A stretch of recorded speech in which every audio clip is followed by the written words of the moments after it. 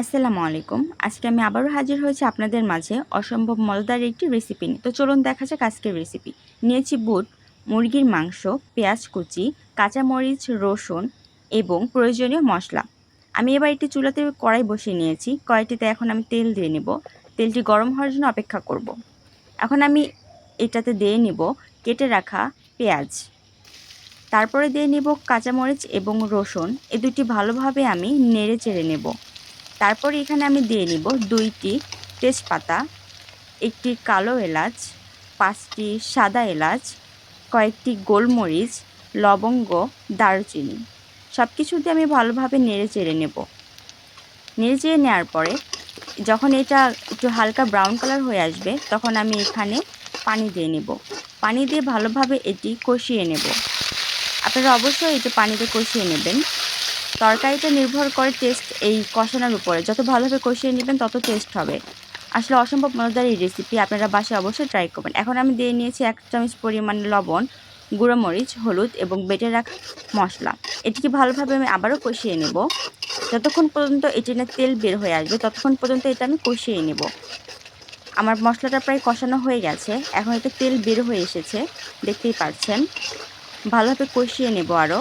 কষানোর পরে এখানে দিয়ে নিব আমি মুরগির মাংস। মুরগির মাংসটা আমি মাংসসহ হাড় নিয়েছি, এক্সট্রা কোনো মাংস নেইনি।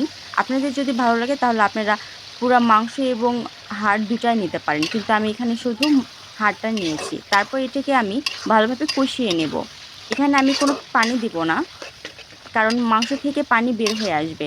এই জন্য আমি এটা ভালোভাবে নেড়ে চেড়ে নেব। তারপর এটাকে আমি কিছুক্ষণের জন্য ঢেকে দেব, কারণ একটু ঢেকে দিলে এটাতে পানি বের হয়ে আসবে। ভালোভাবে এটাকে আমি কষিয়ে নেওয়ার পর এখানে আমি দিয়ে দিব বুটটা আমি এখানে আগে সেদ্ধ করে রেখেছি 30 মিনিটের মতো। আপনারাও এটা সেদ্ধ করে নিতে পারেন। বুটটা আমার দেওয়া হয়ে গেলে এটা আমি আবারও ভালোভাবে নেড়ে চেড়ে নেব। অসম্ভব মজাদার এই বুটের রেসিপিটি অবশ্যই আপনারা ট্রাই করবেন। একবার যদি বাসায় এভাবে ট্রাই করেন তাহলে বিশ্বাস করুন সবাই আপনার প্রশংসা করতে বাধ্য হবে।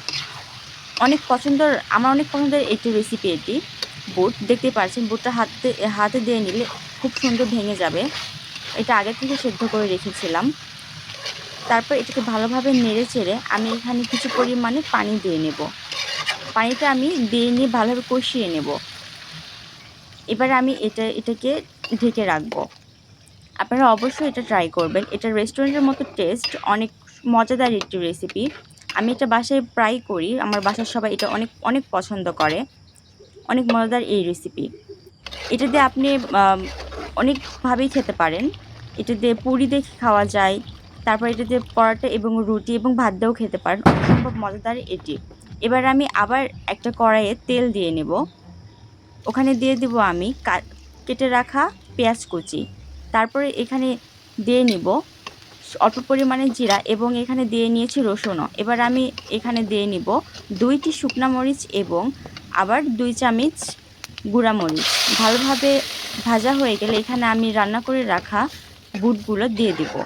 আবার ভালোভাবে নেড়ে চেড়ে এটা রেখে দেবো। এটা আমার হয়ে গেছে ঝটপট বুটের রেসিপি। অসম্ভব মজাদার রেসিপিটি আমার অনেক অনেক পছন্দের একটা খাবার।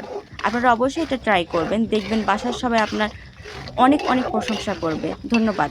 আমাকে যদি আপনাদের ভালো লেগে থাকে তো অবশ্যই লাইক করবেন, শেয়ার করবেন এবং সাবস্ক্রাইব করবেন।